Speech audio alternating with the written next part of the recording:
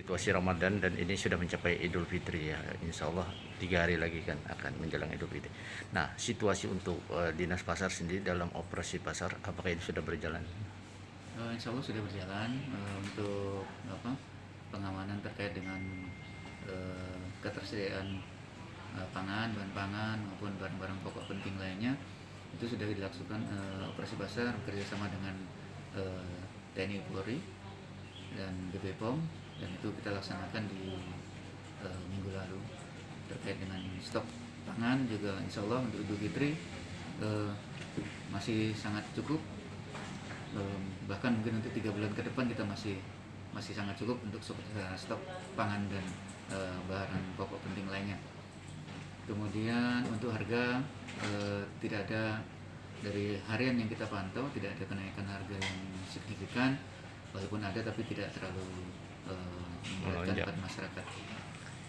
Nah, saat ini Bang, kalau kita melihat kalau seandainya ada harga yang melonjak, kira-kira standar harga itu kira-kira di bagian sembako apa aja Bang yang kira-kira sedikit menonjol ya? Ya, yang sedikit melonjol biasanya di bawang baik bawang putih maupun bawang merah dan harga lombok. Tapi karena stok kita cukup, insya Allah lonjakan itu tidak signifikan. Kalau untuk sementara operasi sampai berlaku sampai kapan Bang? Kita saat ini juga melakukan operasi pasar murah di 6 kecamatan. Jadi untuk penyalurannya kita serahkan kepada masing-masing kecamatan untuk melaksanakan proses seleksi siapa yang berhak untuk mendapatkan harga yang kita subsidi ini. Jadi itu kita serahkan sepenuhnya kepada camat. Kita hanya menyediakan bahan pokok barang-barang yang kita untuk program pasar murah tersebut. Di samping itu Bang, ini kan di samping pasar murah nih. Nah, untuk situasi UMKM kita bagaimana kelihatannya untuk saat ini Bang? Nah, untuk sempat ini sih memang ada beberapa program UMKM terkait dengan bantuan langsung tunai, itu program nasional, dan itu sudah kita usulkan melalui Dinas UKM dan Koperasi Provinsi ke kementerian terkait. Kemudian untuk teman-teman UKM di lapangan sepertinya juga berjalan dengan cukup lancar. Belum ada laporan yang sifatnya negatif, belum ada sih. Jadi ini sudah mulai terwujud gitu ya Bang? Insya Allah. Mungkin ada harapannya Bang selaku dinas pasar Bang? Ya, harapannya kondisi pandemi ini segera berlalu sehingga para pelaku UKM dan pasar kita bisa berjalan dengan normal kembali, sehingga bisa meningkatkan taraf hidup teman-teman para pedagang dan UKM di Kabupaten Kutai Barat. Ya, mengira itu. Oke, terima kasih. Demikian wawancara kami kepada Sekretaris Dinas Pasar Kabupaten Kota Waringin Barat. Adanya pasar murah, operasi pasar yang dilakukan oleh Dinas Pasar, informasi yang kita dapatkan ini mengarah kepada tingkat kecamatan, yang mana camat juga ikut berperan di situ. Sampai sejauh mana ini Bang? Ya, ini sampai saat ini ya baru 2 desa yang sudah dilaksanakan operasi pasar oleh Disperindakob, yaitu termasuk salah satunya Kumpai Batu Bawah, yang mana itu nanti secara bergiliran, dan kami hanya sebatas pengkoordinasian dengan kelurahan desa. Nanti antara Disperindakob langsung ke kelurahan desa untuk mengkoordinir dalam pelaksanaan kegiatan di lapangan. Dan alhamdulillah dari 2 desa itu berjalan baik, lancar. Nah, mudah-mudahan kami harapkan dari Disperindakob juga tidak meninggalkan desa-desa yang lain, kelurahan-kelurahan lain, supaya ada suatu kesetaraan. Jangan sampai hanya desa-desa yang terdekat saja yang diberikan operasi pasar, tetapi yang di luar kota tidak. Jadi kami harapkan semuanya pemerataan. Misalnya ada jatah 100 paket di kelurahan yang satu, maka yang lainnya pun kalau bisa disesuaikan dengan jumlah penduduknya, misalnya 50 paket ataupun 25 paket, yang penting ada secara keseluruhan sehingga masyarakat bisa mendapatkan itu dan merasa meringankan hidup daripada beban hidup mereka. Kalau kita melihat situasi COVID ini untuk saat perekonomian masyarakat bagaimana untuk khusus Kecamatan Arus Selatan yang Bapak tangani di sini? Ya, terkait dengan masalah COVID, memang pada dasarnya Arut Selatan yang tertinggi ya di dalam kasus COVID ini, dan ini merupakan akumulasi dari keseluruhan jumlah penduduk, karena bagaimanapun Kecamatan Arut Selatan penduduknya terbanyak di antara kecamatan lain.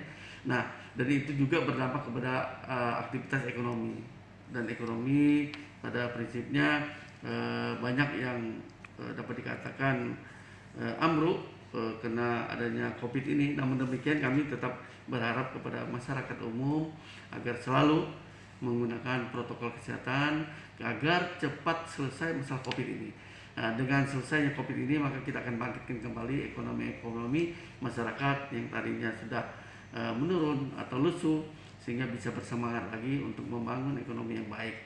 Jadi kuncinya satu, yaitu bagaimana masyarakat menyadari tentang prokes. Karena dengan prokes itulah kita akan bisa membangkitkan ekonomi kembali. Tapi jika tidak, maka ini berkepanjangan. Saya yakin ekonomi tidak akan bisa bangkit di dalam pandemi COVID-19 ini. Bang, kalau untuk kecamatan dalam kesehatan ini ikut memantau atau monitoring atau apa Bang selaku peran fungsi camat terkait dengan kesehatan di Kobar, khususnya di kecamatan yang Bapak tangani? Ya, peran fungsi kami di sini sangat jelas, karena camat selaku ketua Satgas Covid kecamatan. Terus di kelurahan dan desa juga lurah dan kades itu sebagai ketua satgas di tingkat desa dan kelurahan. Untuk itu kami selalu melakukan justisi bersama Polsek Arsel dan Tamil Arsel dan berbagai instansi untuk melaksanakan kegiatan sosialisasi serta justisi. Untuk itu kami lakukan justisi pada siang hari, sore hari, dan malam hari di tempat-tempat yang memungkinkan untuk terjadi kerumunan, baik di pasar, di supermarket, maupun di jalan raya yang sekiranya banyak terjadi kerumunan. Nah, dengan demikian maka diharapkan nantinya masyarakat kembali menyadari bahwa itu tadi protokol kesehatan. Jadi kami tidak kurang-kurangnya untuk memberikan edukasi kepada masyarakat agar bagaimana kita hidup sehat supaya COVID-19 ini cepat selesai. Bang, kalau terkait pengobatan ikut mantau nggak? Artinya pemberian semacam imun tubuh atau selaku dianggap ini terkonfirmasi COVID Bang, tapi mereka dalam perawatan isolasi mandiri. Camat ikut serta nggak di dalam pengawasan itu? Ya, kami sebagai pendamping daripada pelaksanaan kegiatan di lapangan di desa. Jadi di desa kelurahan dia mempunyai suatu tempat untuk isolasi mandiri. Misal kita ambil contoh di desa Pasir Panjang, salah satu contoh. Di desa Pasir Panjang untuk isolasi mandiri memang di rumah-rumah warga itu sendiri yang dipantau oleh Satgas Covid desa bersama dengan pihak puskesmas ya, puskesmas setempat dengan para medisnya, dan memberikan vitamin dan lain sebagainya, termasuk juga masalah bantuan sosial. Nah, jika ada pasien yang perlu dalam artian dirawat di tempat khusus, maka desa Pasir Panjang sudah menyiapkan lapangan sepak bola itu di dalam tribunnya, di bawah tribun itu kamar-kamar yang sudah dilengkapi dengan fasilitas untuk isolasi mandiri seperti tempat tidur, dapur, kamar mandi, WC sudah ada siap semua di situ. Namun hingga hari ini belum ada yang menginap di situ karena masih isolasi mandiri di rumah masing-masing. Nah, tapi nanti seandainya ada masyarakat yang di dalam melaksanakan kegiatan isolasi mandiri itu tidak taat, dalam arti masih berkeluyuran, masih bisa keluar daripada rumah ke tempat tetangga dan lain sebagainya, artinya mengabaikan protokol kesehatan, maka dengan sendirinya terpaksa kami isolasi di tempat yang ditentukan tadi. Itu lurah ataupun kades bekerjasama dengan Babinsa dan Babin Kamtibmas dalam hal penanganan itu, sehingga tidak ada satu orang pun yang tidak terpantau di situ.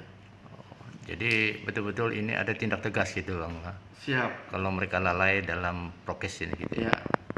Oke Pak, demikian wawancara kami kepada Camat Arut Selatan, Kabupaten Kota Waringin Barat.